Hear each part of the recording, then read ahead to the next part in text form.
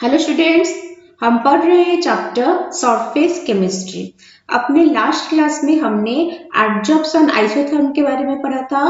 दो adsorption isotherm है, Langmuir adsorption isotherm and Freundlich adsorption isotherm. ये दोनों को हमने इन डिटेल कंप्लीट कर लिया था। ओके, और अपने आज के क्लास में हम पढ़ने वाले हैं about catalysis and catalyst. Okay, तो स्टार्ट करते हैं। सो हेडिंग लिखेंगे catalysis.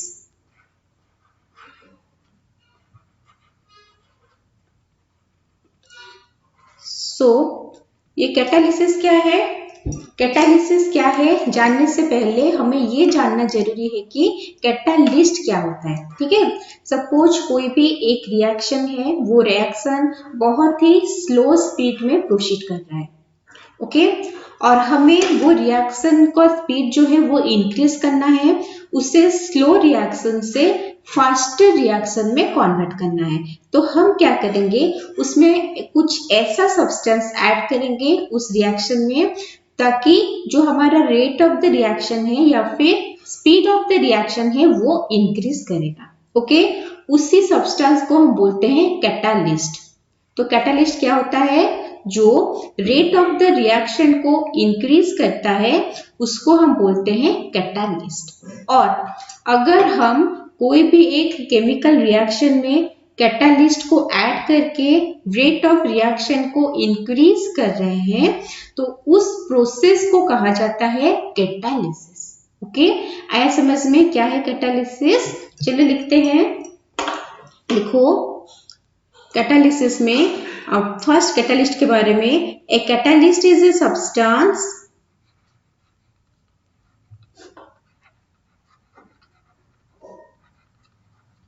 which when added to a chemical reaction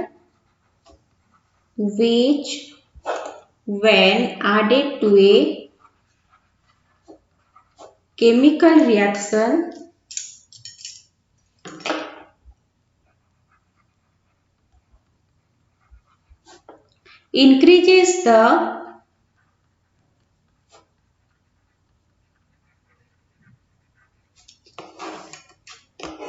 speed of the reaction. Increases the speed of the reaction. Okay, तो कैटालिस्ट आया समझ में, जिसको अगर हम केमिकल रिएक्शन में ऐड करेंगे तो हमारा speed of the reaction increase करेगा, उसको हम कैटालिस्ट बोलते हैं। ओके, नेक्स्ट है कैटालिसिस क्या है? The phenomenon of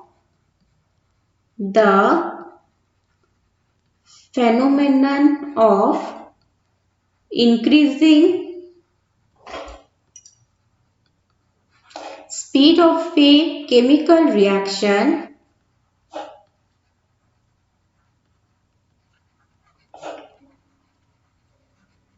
by adding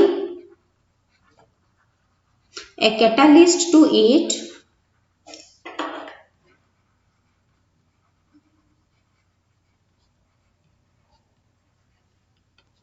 is called catalysis. जो प्रोसेस है कि हम एक कैटालिस्ट को ऐड करेंगे और rate of the speed of the reaction को इंक्रीज करेंगे, उस फेनोमेनन को हम बोलते हैं कैटालिसिस। ओके, नेक्स्ट है हम इसका एक एग्जांपल लेंगे कि KClO3 पोटेशियम क्लोरेट जो है उसको अगर हम हीट करेंगे 380 से 600 डिग्री सेंटीग्रेड तक, तो क्या होगा, वो डिकम्पोज होके KCl यानी कि पोटेशियम क्लोराइड और ऑक्सीजन गैस देगा। ठीक है, 380 से 600 केल्विन तक, 600 डिग्री सेंटीग्रेड तक हमें टेम्परेचर मेंटेन करना है। बट अगर हम उस रिएक्शन में मैंगनीज डाइऑक्साइड स्मॉल अमाउंट में ऐड करेंगे तो क्या होगा, ये जो रिएक्शन है वो थोड़ा इजियर हो जाएगा। इजियर हो जाएगा मतलब जो रिएक्शन पहले 380 से 600 डिग्री सेंटीग्रेड तक हो रहा था, अभी वही रिएक्शन 200 से 360 डिग्री सेंटीग्रेड तक हो जाएगा। ठीक है, तो यही है हमारा कैटालिस्ट का काम। सो एग्जाम्पल लेंगे, decomposition of KClO3. Decomposition of KClO3, यहाँ पे हम KClO3 जो कि पोटेशियम क्लोरेट है उसको हीट करते हैं 380 से 600 डिग्री में, तो वो हमें देता है KCl प्लस 3O2, यहाँ पे 2, यहाँ पे 2। ओके, लेकिन अगर हम वही रिएक्शन कैरिड आउट करेंगे इन प्रेजेंस ऑफ मैंगनीज डाइऑक्साइड, तो वही रिएक्शन तो होगा, लेकिन हम उसको कितना 200 डिग्री सेंटीग्रेड से 360 डिग्री सेंटीग्रेड में कर पाएंगे। ओके, ये है कैटालिस्ट का काम। और फाइनली क्या है, फाइनली जो मास और कॉम्पोजिशन रहता है कैटालिस्ट का वो अनचेंज रहता है। ठीक है, वो रिएक्शन में पार्टिसिपेट मतलब रिएक्शन में है लेकिन वो अनचेंज रहता है। ठीक है, remains unchanged in mass and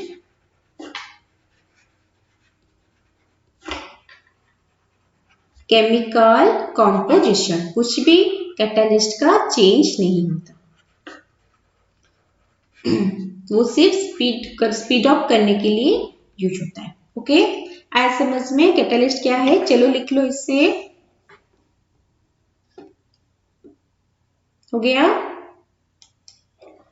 next है heading characteristics of catalyst. Characteristics of catalyst।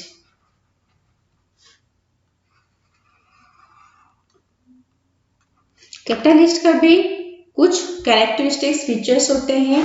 सबसे पहला है कि वो उसका अमाउंट और जो केमिकल कॉम्पोजिशन है वो थ्रू आउट द रिएक्शन जो है वो अनचेंज रहता है। ठीक है, जितना अमाउंट हमने लिया है किसका, कैटालिस्ट का, उतना अमाउंट मतलब मास जो है और केमिकल कॉम्पोजिशन है वो पूरा रिएक्शन में अनचेंज्ड रहता है। Okay,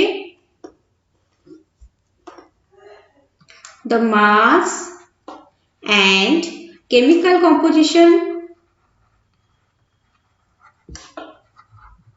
of a catalyst remain unchanged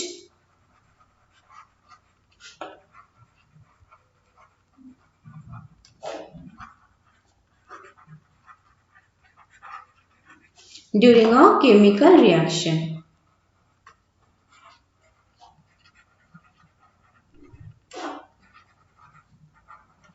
okay, तो ये पॉइंट तो समझ में आया।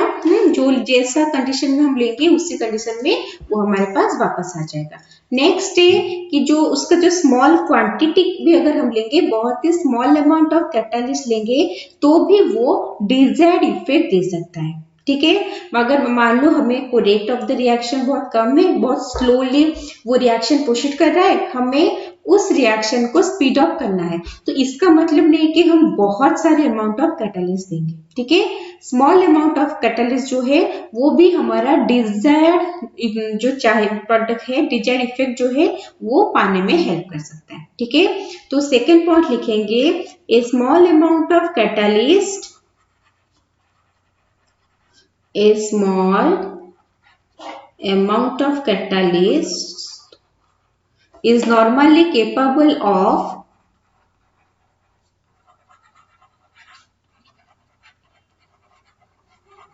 producing desired effect।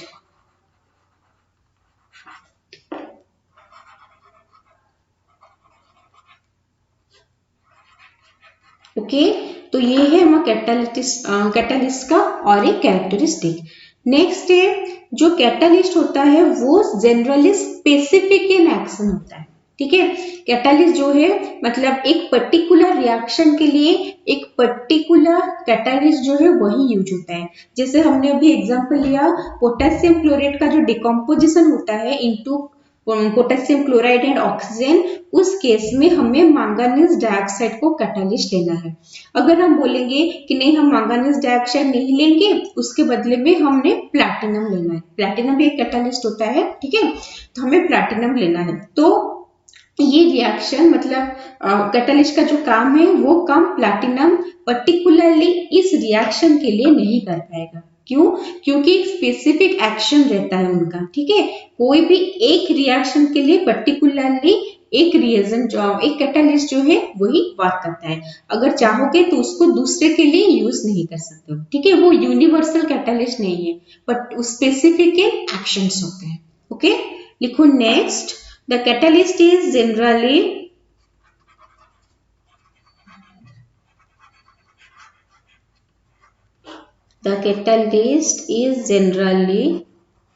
specific in its action.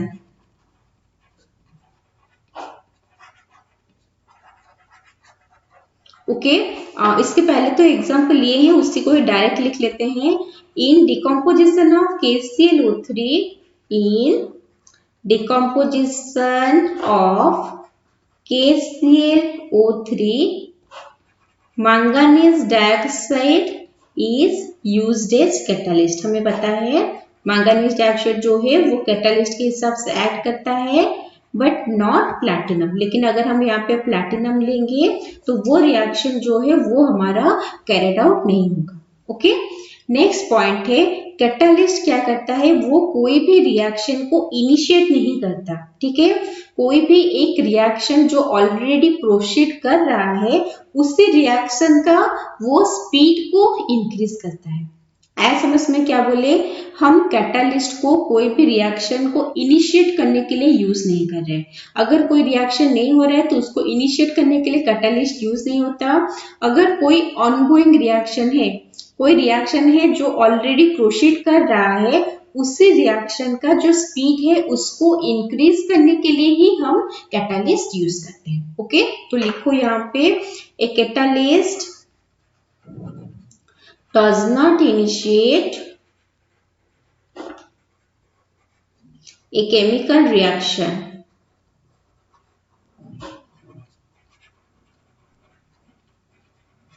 Okay, वो क्या करता है, it only increases speed of any chemical reaction which is in progress,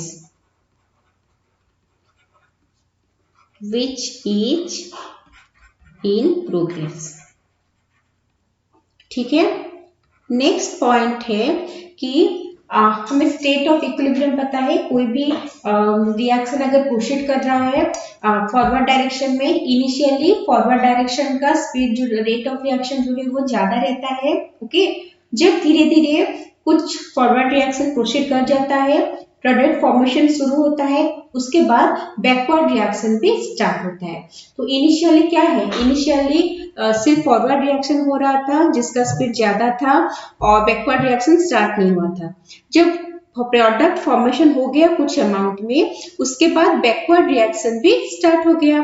तो अभी क्या होगा, रिएक्टेंट का अमाउंट जैसे धीरे धीरे डिक्रीज हो रहा है, रेट ऑफ फॉरवर्ड रिएक्शन भी धीरे धीरे डिक्रीज होगा। ओके, और जैसे धीरे धीरे प्रोडक्ट का अमाउंट इंक्रीज हो रहा है, उसके साथ हमारा जो रेट ऑफ बैकवर्ड रिएक्शन है वो भी धीरे धीरे इंक्रीज होगा, ठीक है। तो एक ऐसा पॉइंट आएगा when rate of forward reaction is equal to rate of backward reaction, उसी को हम बोलते हैं, क्या बोलते हैं, state of equilibrium. Okay, so catalyst जो है वो स्टेट ऑफ इक्विलिब्रियम को, स्टेट ऑफ इक्विलिब्रियम में कुछ प्रॉब्लम नहीं करता है, ठीक है। वो मतलब स्टेट ऑफ इक्विलिब्रियम को डिस्टर्ब नहीं करता, उसमें कुछ शिफ्टिंग भी नहीं लाता। वो क्या कर सकता है, वो रेट ऑफ फॉरवर्ड रिएक्शन को इंक्रीज कर सकता है और simultaneously rate of backward reaction को भी इंक्रीज कर सकता है। उसका काम क्या है, रिएक्शन का स्पीड को इंक्रीज करना। तो रेट ऑफ फॉरवर्ड जो रिएक्शन है उसका स्पीड इंक्रीज होगा और बैकवर्ड रिएक्शन जो है उसका स्पीड भी इंक्रीज होगा। इससे क्या होगा, इससे जो इक्विलिब्रियम है वो हमें लेस टाइम में अचीव हो जाएगा। जो मान लो 1 घंटे के बाद मिलने वाला था, हो सकता है कि वो भी हमें 5 मिनट में मिल जाए। ओके, तो सिर्फ वही पॉइंट है, इक्विलिब्रियम पॉइंट जो है वो कम टाइम में अचीव होता है, बट इक्विलिब्रियम का जो ये है वो हमारा डिस्टर्ब नहीं होता। ओके, सो लिखो इससे, a catalyst does not change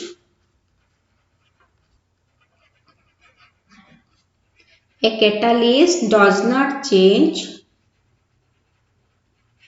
state of equilibrium.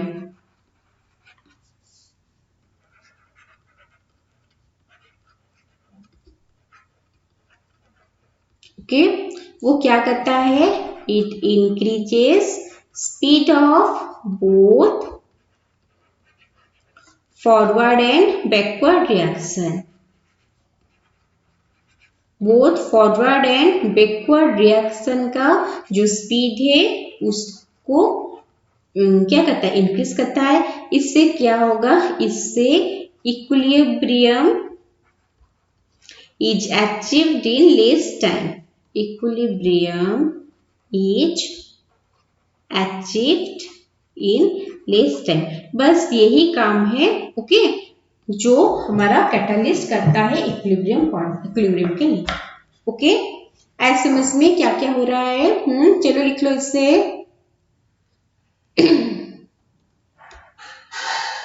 हो गया। नेक्स्ट हम पढ़ेंगे types of catalysis.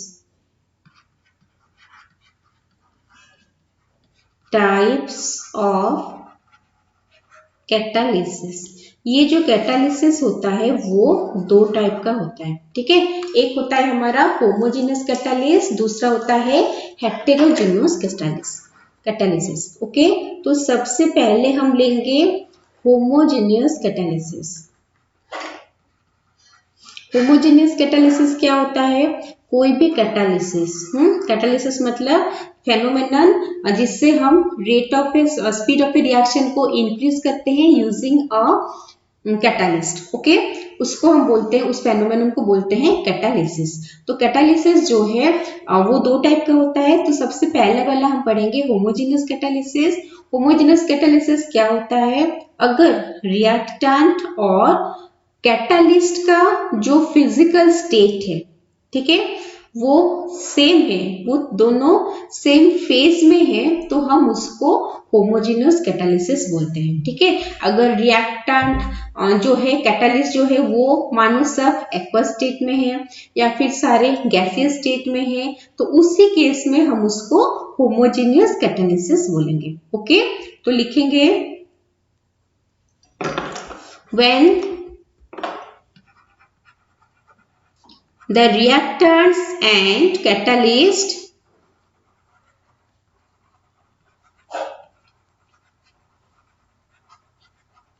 are in the same physical state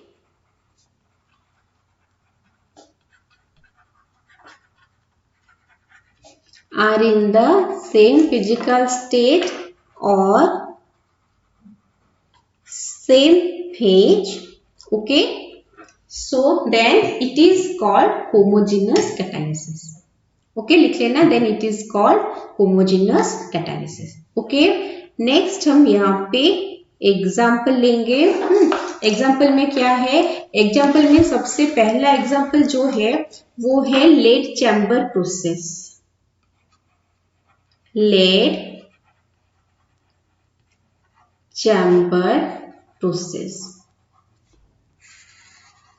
ये लेड चैम्बर प्रोसेस में क्या होता है? यहाँ पे जो सल्फर डाइऑक्साइड और ऑक्सीजन अपने बीच कंबाइन करके सल्फर ट्राइऑक्साइड बनाते हैं, जिसमें हम NO नाइट्रिक ऑक्साइड जो है उसको एज ए कैटालिस्ट लेते हैं, ठीक है। सो 2SO2 gas plus O2 gas gives 2SO3 gas, और कैटालिस्ट क्या है? NO नाइट्रिक ऑक्साइड, जो भी है गैस है। तो यहाँ पे दोनों रिएक्टेंट गैसेस स्टेट में है, कैटालिस्ट भी गैसेस स्टेट में है, तो इसको हम बोलते हैं होमोजेनियस कैटालिसिस। ओके, नेक्स्ट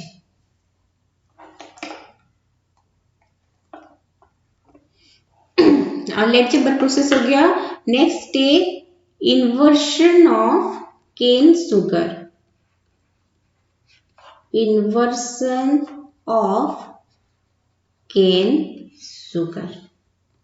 यहाँ पे केन शुगर हमें लेना है C12H22O11 एक्वस स्टेट में लेना है, उसको रिएक्शन करना है विथ वाटर लिक्विड स्टेट में इन presence of H plus ions in aqueous state, जिससे हमें क्या मिलता है C6H12O6 का 2 मॉलिक्यूल्स, जिसमें से एक होता है ग्लूकोज, दूसरा होता है फ्रुक्टोज। ओके, तो ये कैन शुगर हो गया। ये कौन से स्टेट में है? एक्वस स्टेट में, और वाटर भी है लिक्विड स्टेट में।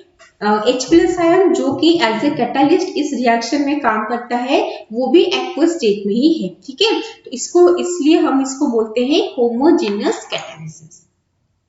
ओके, नेक्स्ट है CH3CHO gas gives in presence of iodine vapours, वो देता है methane gas plus CO gas.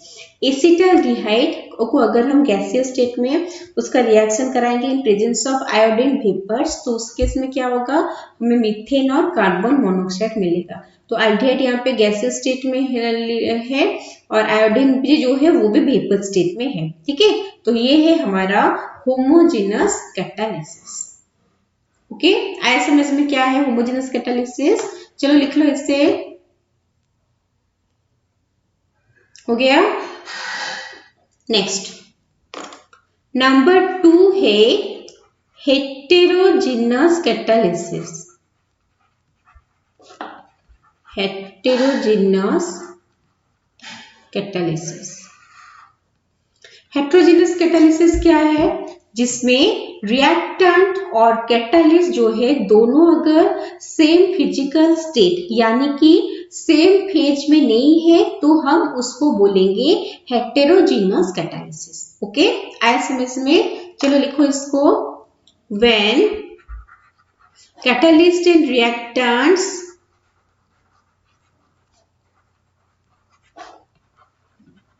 are present in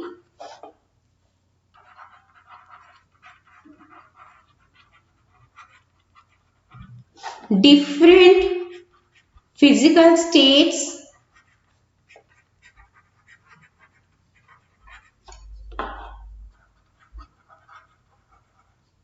or different physical states or phases, then it is called heterogeneous catalysis. Okay, ऐसे में next अभी हम यहाँ पे एग्जाम्पल लेंगे Haber's process. Okay, Haber's process में क्या होता है? हैबर्स प्रोसेस में एमोनिया का फॉर्मेशन किया जाता है, जिसमें आयरन जो है वो एज ए कैटालिस्ट लिया जाता है। ठीक है, एमोनिया कैसे बनता है? N2 gas plus 3H2 gas gives 2NH3 gas, और कैटालिस्ट क्या है? आयरन, जो कि एक सॉलिड है। तो यहाँ पे दोनों रिएक्टेंट गैसियस स्टेट में है और जो कैटालिस्ट है वो सॉलिड स्टेट में है। ठीक है, क्योंकि इन लोगों का ये जो है रिएक्टेंट और कैटालिस्ट वो डिफरेंट फेज में है, इसलिए हम इसको क्या बोलते हैं? हेटेरोजेनस कैटालिसिस बोलते हैं। ओके, नेक्स्ट लिखो। Beat to hydration of vegetable oil. Hydration of vegetable oil. Okay, यहाँ पे हमें वेजिटेबल ऑयल लेना है जो कि लिक्विड स्टेट में होता है, प्लस हाइड्रोजन लेना है जो कि गैसियस स्टेट में होता है, इन प्रेजेंस ऑफ निकेल कैटालिस्ट जो कि सॉलिड स्टेट में होता है। हमें वेजिटेबल घी मिलता है जो कि सॉलिड स्टेट में रहता है। ठीक है, तो यहाँ पे एक रिएक्टेंट लिक्विड में, दूसरा रिएक्टेंट गैस में और जो कैटालिस्ट है वो है सॉलिड। तो तीनों ही डिफरेंट फेजेस में प्रेजेंट है। Okay, next preparation of sulphur dioxide, sulphur trioxide. 2SO2 gas plus O2 gas gives 2SO3 gas. इसमें जो इसमें जो क्या है कैटालिस्ट है प्लैटिनम, वो सॉलिड स्टेट में है। Reactant gaseous state, catalyst solid state. तो इनका जो फेज में डिफरेंस है, इसीलिए इनको हम बोलते हैं हेटेरोजीनियस कैटालिसिस। ओके, एसएमएस में क्या हो रहा है, चलो लिख लो इससे। नेक्स्ट हम पढ़ने वाले हैं टाइप्स ऑफ कैटालिस्ट। हेडिंग लिखो, types of catalyst. Types of catalyst में सबसे पहला टाइप जो है वो है positive catalyst. Okay, positive catalyst, और जिसको हम डायरेक्टली बोलते हैं कैटालिस्ट।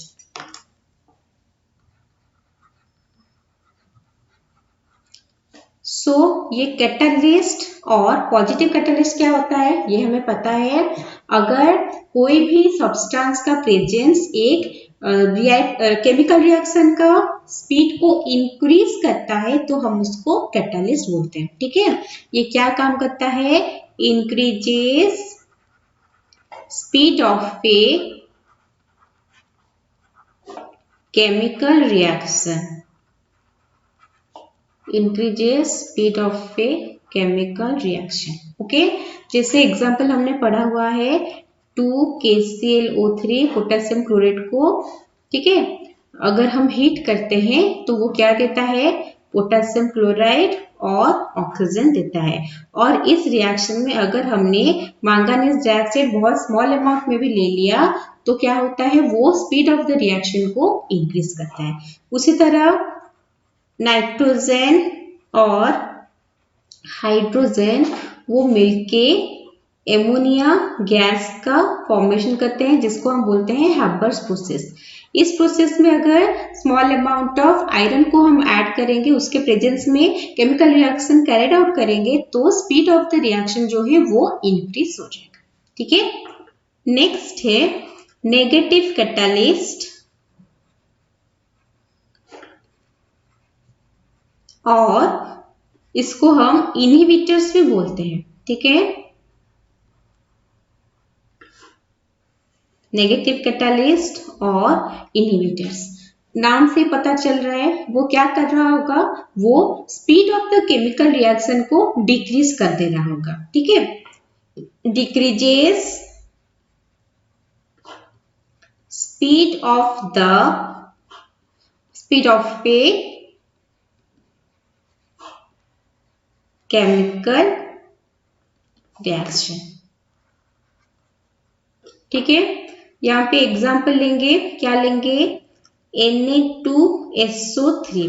ठीक है, सोडियम सल्फाइड है, जब वो ऑक्सीजन के साथ रिएक्ट करता है तो वो देता है Na2SO4, सोडियम सल्फेट देता है। ठीक है, लेकिन अगर हम इस रिएक्शन को इन presence of ethyl alcohol carried out करेंगे तो उसका जो स्पीड ऑफ द रिएक्शन है वो डिक्रीज कर जाएगा। ओके, नेक्स्ट और एक रिएक्शन है C2H5CHO प्रोपानॉल, उसका रिएक्शन कराएंगे इन प्रेजेंस ऑफ ऑक्सीजन तो वो हमें क्या देता है, एसिड देता है C2H5COOH। ठीक है, तो ये रिएक्शन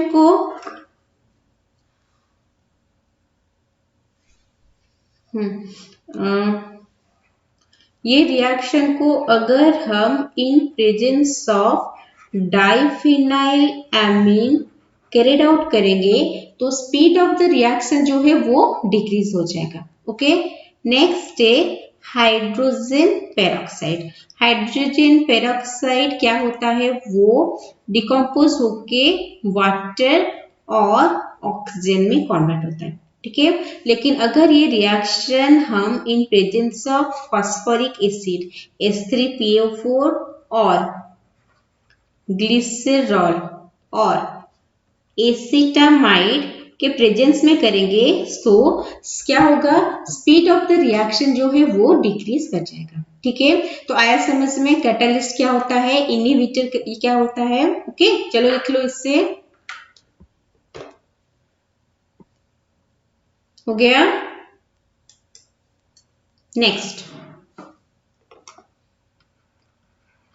नेक्स्ट लिखो ऑटो कैटलिस्ट। ऑटो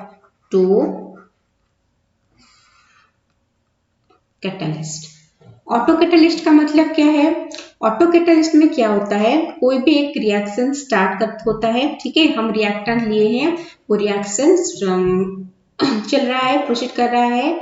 तो अभी क्या होगा, जब रिएक्शन स्टार्ट हो रहा था उसका स्पीड काफी कम था, ओके। जब रिएक्शन मतलब थोड़ा प्रोसीड कर गया रिएक्शन, प्रोडक्ट का फॉर्मेशन स्टार्ट हो गया, तब क्या होता है, वन ऑफ द प्रोडक्ट जो है वो कैटालिस्ट के हिसाब से काम करता है, okay. Initially rate of the reaction slow था, रिएक्शन स्टार्ट हुआ, कुछ प्रोसीड हुआ, प्रोडक्ट का फॉर्मेशन स्टार्ट हुआ।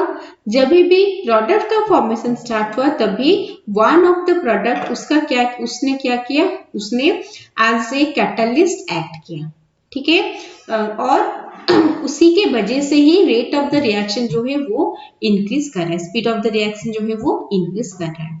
तो खुद से रिएक्शन हो रहा है, वहीं से प्रोडक्ट निकल रहा है और वही रिएक्शन को स्पीड अप कर रहा है, इसलिए हम इसको बोलते हैं ऑटो कैटालिस्ट, ओके। आए समझ में, चलो लिखो, when one of the product of a chemical reaction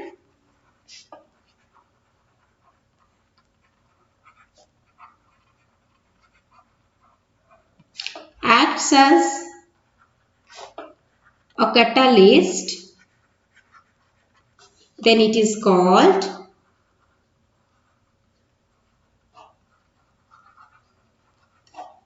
auto catalyst, okay. ऐसे में इसमें अच्छा, इस पर एग्जाम्पल लेंगे।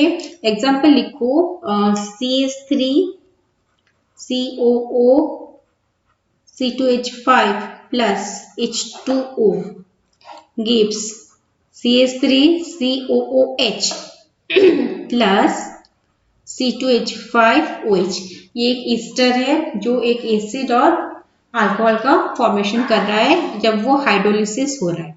ईस्टर का हाइड्रोलिसिस होने से कार्बोक्सिलिक एसिड और अल्कोहल का फॉर्मेशन होता है, ओके। सो ये जो CH3COH है, यहाँ से H+ रिलीज होना स्टार्ट होता है, ओके।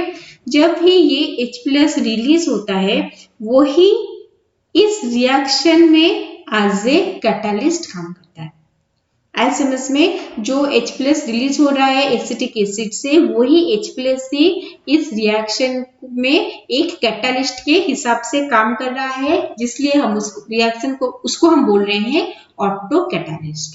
एसएमएस में नेक्स्ट एग्जांपल लेंगे, 5H2C2O4 plus 2KMnO4 plus 3H2SO4 gives MnSO4 plus K2SO4 plus 10CO2 plus 8H2, okay. यहाँ पे MnSO4 जो है वो एज Mn+2 उस सोल्यूशन में प्रेजेंट रहता है, ठीक है। यही Mn+2 जो है वो एज ए कैटालिस्ट काम करता है। सो इनिशियली रिएक्शन जो है वो कम स्पीड में प्रोसीड करता है, after starting of formation of product वो स्पीड ऑफ द रिएक्शन जो है वो इंक्रीज होता है, ओके। यहाँ पे क्या होता है, इनिशियल रेट जो है वो क्वाइट लो रहता है, okay, after formation of product, और हम बोल सकते हैं इससे, लिख सकते हैं when product come into existence,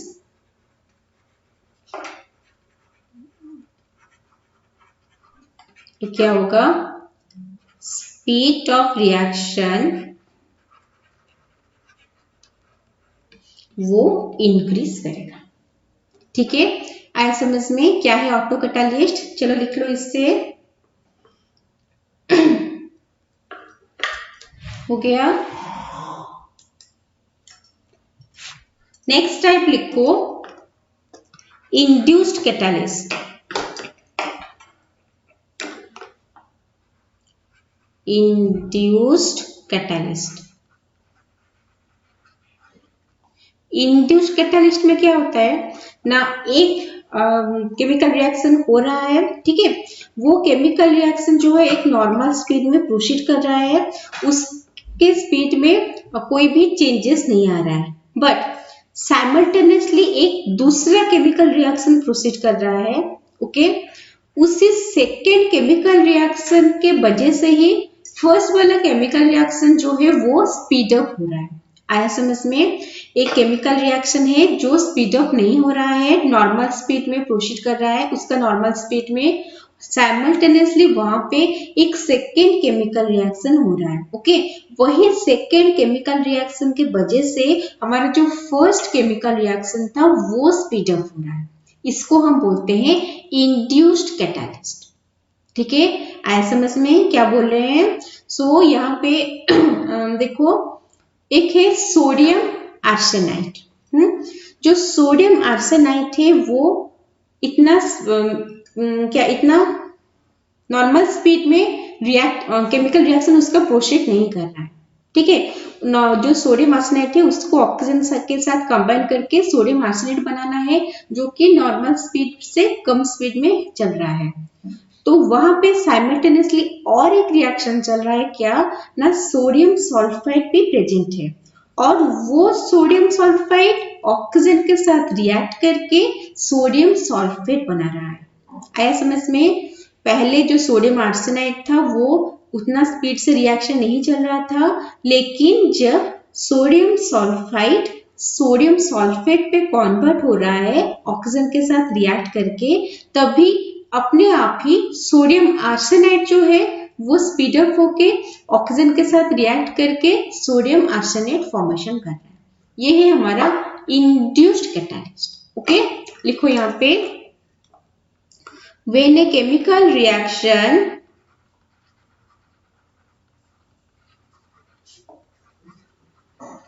enhances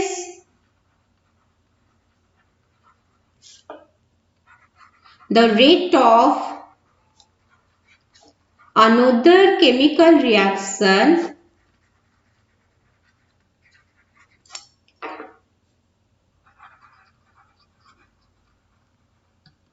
then it is called induced catalyst। ठीक है, यहाँ पे क्या होता है, देखो यहाँ पे सोडियम आर्सेनाइड जो है वो ऑक्सीडाइज नहीं होता, नॉट ऑक्सीडाइज्ड बाय एयर, और ऑक्सीजन के प्रेजेंस में वो ऑक्सीडाइज नहीं होता। ठीक है, लेकिन यहाँ पे और एक चीज है, सोडियम सल्फाइड। वो सोडियम सल्फाइड क्या करता है, ऑक्सीजन के प्रेजेंस में ऑक्सीडाइज होता है, और वो बनाता है सोडियम सल्फेट। और क्योंकि ये रिएक्शन हो रहा है, ये इंड्यूस कर रहा है कि सोडियम आर्सेनाइड जो है वो भी ऑक्सीडाइज होके सोडियम आर्सेनेट में कन्वर्ट हो। ओके, इसी को हम बोलते हैं इंड्यूस्ड कैटालिस्ट। तो रिएक्शन लिखेंगे, सोडियम सल्फाइड प्रेजेंट है Na2SO3 plus sodium arsenide present है Na2ASO3, ऑक्सीजन प्रेजेंट है, मतलब ऑक्सीडेशन होना है कैसे, इन प्रेजेंस ऑफ एयर। तो नहीं होता रिएक्शन सोडियम आर्सेनाइड का, जब सोडियम सल्फाइड जो है वो Na2SO4 मतलब सोडियम सल्फेट में कन्वर्ट हो जाता है, तभी वो इंड्यूस करता है। और सोडियम आर्सेनेट जो है वो सोडियम आर्सेनेट जो है वो सोडियम आर्सेनेट में, आर्सेनाइड जो है वो सोडियम आर्सेनेट में कन्वर्ट हो जाता है। ये होता है हमारा इंड्यूस्ड कैटालिस्ट। ओके, एसएमएस में क्या हो रहा है, चलो लिख लो इससे। हो गया। नेक्स्ट है प्रोमोटर्स।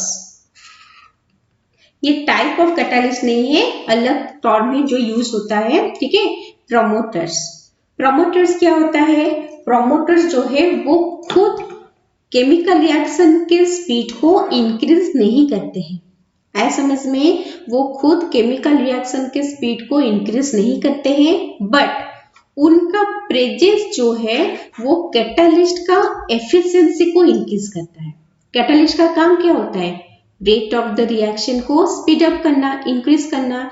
लेकिन प्रोमोटर वो सब्सटेंस है जिसके प्रेजेंस में जो हमारा कैटालिस्ट है उसका एफिशिएंसी इंक्रीज होता है, वो और ज्यादा अच्छे से काम करना स्टार्ट करता है। इसी को हम बोलते हैं प्रोमोटर्स, ठीक है। तो लिखो, दो substances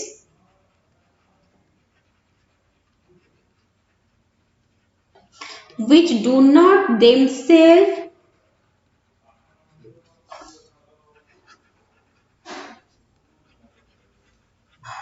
act as catalyst, but their presence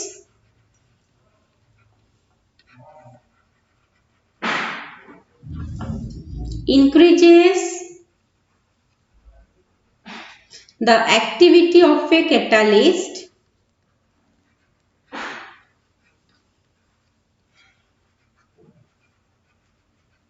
are known as promoters, ठीक है। प्रोमोटर्स को हम कैटालिटिक प्रोमोटर्स बोल सकते हैं, कैटालिटिक प्रोमोटर्स, और उसको कैटालिस्ट फॉर ए कैटालिस्ट भी बोलते हैं। एसएमएस में क्या बोलते हैं, कैटालिटिक प्रोमोटर्स और catalyst for a catalyst. Okay, चलो लिख लो इसे।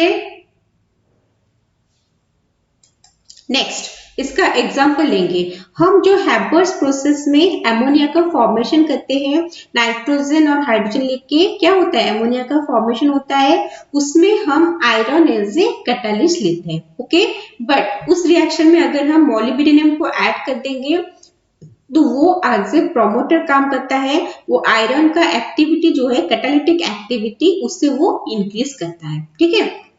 एग्जाम्पल लिखेंगे, in Haber's process N2 gas plus 3H2 gas gives 2NH3 gas, ammonia formation हो गया। किसके प्रेजेंस में हो रहा है, आयरन के प्रेजेंस में हो रहा है। हम यहाँ पे मोलिब्डेनम भी ऐड कर देंगे, ठीक है। मतलब यहाँ पे आयरन मोलिब्डेनम का एलॉय ले लेंगे, ठीक है। तो उस केस में क्या होगा, उस केस में आयरन का जो कैटालिटिक एक्टिविटी और भी इंक्रीज हो जाएगा। कहां पे होता है, इन हैबर्स प्रोसेस। ओके, ये हो गया हमारा प्रोमोटर्स। नेक्स्ट जो टर्म हमें मिलेगा वो है catalytic poisons. Catalytic poison, okay, वो क्या है, नाम से पता चल रहा है क्या लिखा है, पॉइजन। तो वो क्या करेगा, वो अगर हम केमिकल रिएक्शन में उसको ऐड करेंगे तो वो कैटालिस्ट का जो एक्टिविटी है उसको अपोज करेगा, ठीक है। कैटालिस्ट के एक्टिविटी को डिस्ट्रॉय कर देगा। सो कैटालिस्ट अपना जो काम है वो अच्छे से नहीं कर पाएगा, उसका एक्टिविटी को ही वो डिस्ट्रॉय कर देगा। उसी को हम बोलते हैं कैटालिटिक पॉइजन। ओके, एसएमएस में चलो लिखते हैं, the substance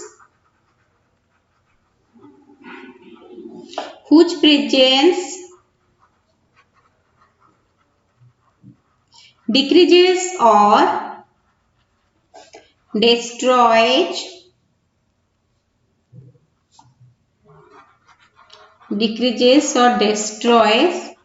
the activity of a catalyst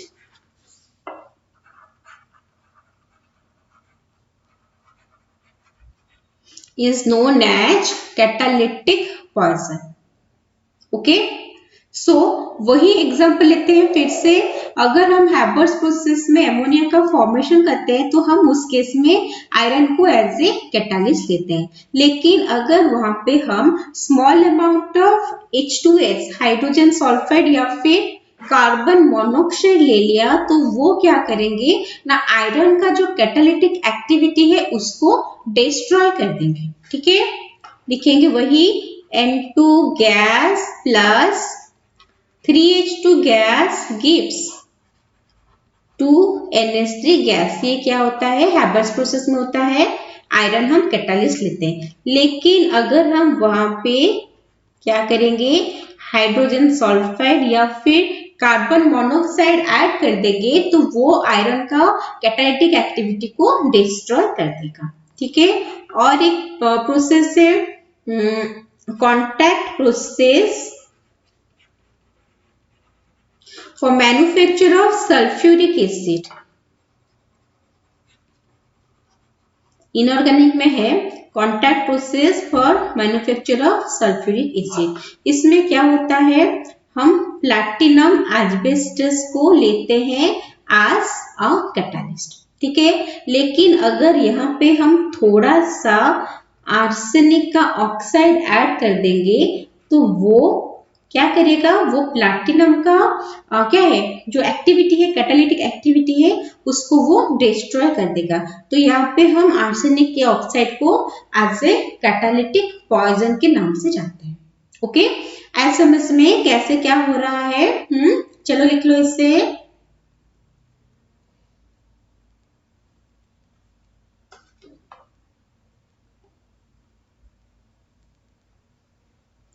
हो गया, तो अपना आज का क्लास हम यहाँ पे खत्म करते हैं। हम नेक्स्ट क्लास में यही कैटालिसिस जो है उसी को कंटिन्यू रखेंगे। ठीक है, सो माइंडफुली पढ़ाई करते रहो। ओके।